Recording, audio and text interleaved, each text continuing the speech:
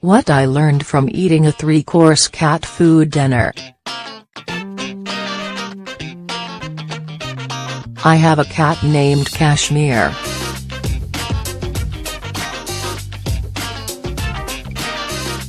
She's soft and cuddly and she loves tuna as much as Hobbs from Calvin and Hobbes. Every time I give her something with fish in it, she goes bananas. She especially loves the little gold cans from the store. I can't count how many times I've wondered, man, I wonder if this stuff actually tastes good even if you're not a ball of fur that licks its own ass on a daily basis? You've totally thought the same thing too. Don't lie.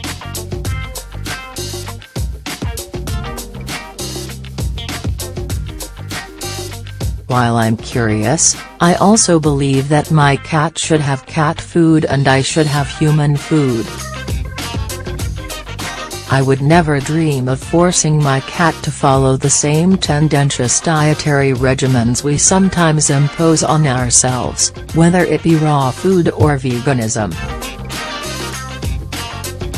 But it's not because I can't eat my cat's food, right? I've just never done it. Every time I've been on the verge of giving it a try, there's been a good reason not to. I wasn't hungry, I had a roast in the oven, or maybe I just arrived at the conclusion that it was cat food and I didn't want it. But the noblest of all endeavors is to enlighten the public, so today I'll be answering a question that cat owners have been asking themselves since the dawn of time. Can humans eat cat food? Before I delve into my experiment, I trawl the web for information and quickly find out that eating cat food is at least not outright harmful, something that hardly can be claimed about a number of other things I put in my body, so we're off to a good start. This can't go that badly.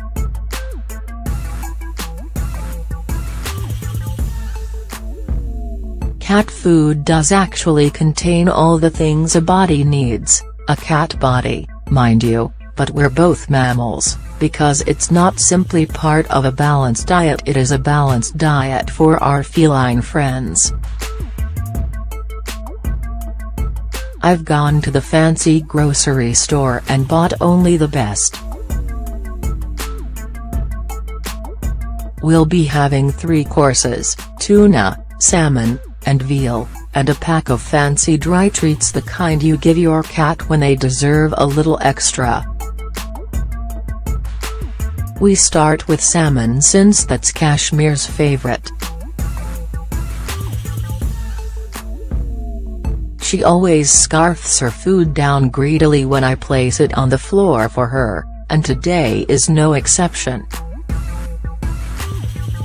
As soon as I start opening the package, she starts meowing, demanding I work faster. The smell is pleasant and not particularly fishy. To get the authentic experience, I sit down next to her on the floor, each with our own can to avoid territorial conflict. She dives into her food right away as I delicately take a teaspoonful of mine. Consistency is a bit like pâté, and it smells like liverwurst. As it enters my mouth, that's the first taste to emerge, too.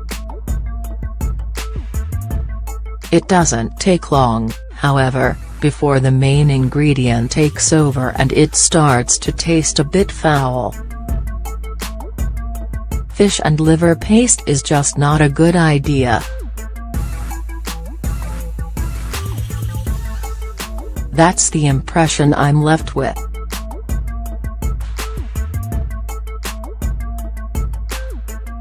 The next one we try is veal.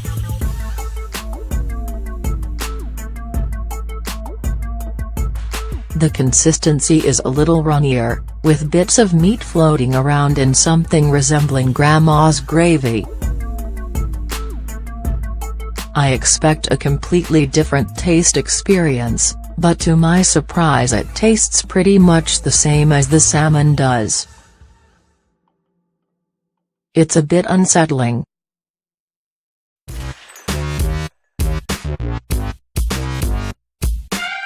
Though the taste isn't completely repulsive, I can't help but feel a creeping queasiness at the thought that veal and salmon can taste so alike.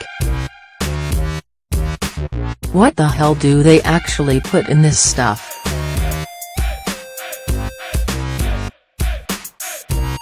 The truth is probably that a lot of cat food, and dog food, for that matter, is made largely of the same ingredients so that our pets get balanced diets. In fact, it's not simply repeated ingredients, but actually scraps from food made for human tables that make their way into cans of pet food. All pet foods are made from the byproducts of human food production, explains Marion Nestle, a nutrition professor, in a New York Times article on the subject. The last type of cat food we try is tuna, and it instantly looks more appetizing than the other ones. Apart from a gel-like substance, it fully resembles tuna for humans, and to my delight, it tastes that way too. Actually, the jelly almost gives this an edge over name-brand tuna. I rub my imaginary whiskers and attempt to purr. Being a cat is great.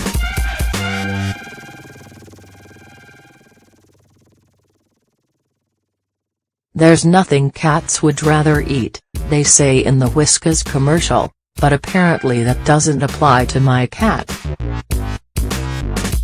As a concluding gesture, I take out one of the crunchy little Whiskas Temptations, which is one of the fanciest things the brand makes, and toss it in Kashmir's direction.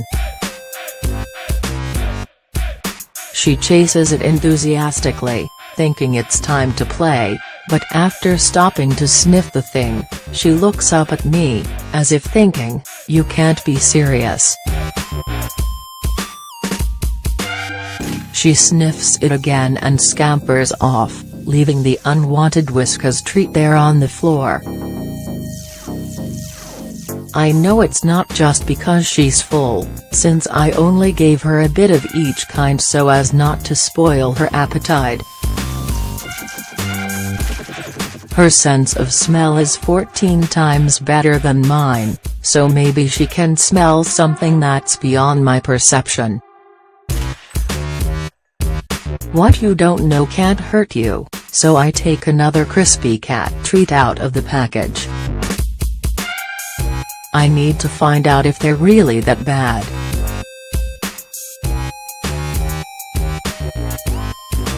I'm actually pleasantly surprised. They remind me of some cheese crisps I once had, just with a stale, meaty aftertaste. They're not exactly what one would call tasty, but you could probably manage to scarf some down if you were in a pinch. Maybe I should set them out next time the boys come over.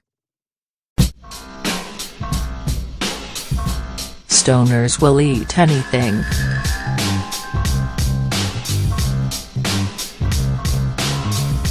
After dinner, Kashmir plops down on top of one of my vinyl records, because fuck it all, and begins to doze off. She looks happy and content.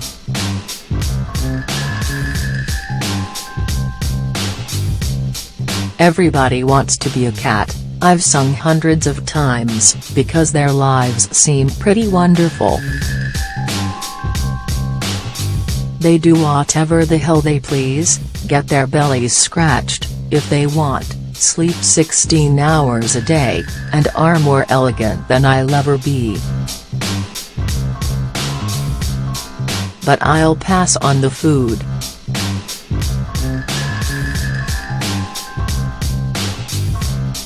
Aside from the tuna, it all tasted all strangely indistinguishable. I had expected French pâté and got some nondescript meat instead, whether it was called salmon or veal. Time to treat myself to a saucer of milk, take a shit in the litter box, then it's straight to bed.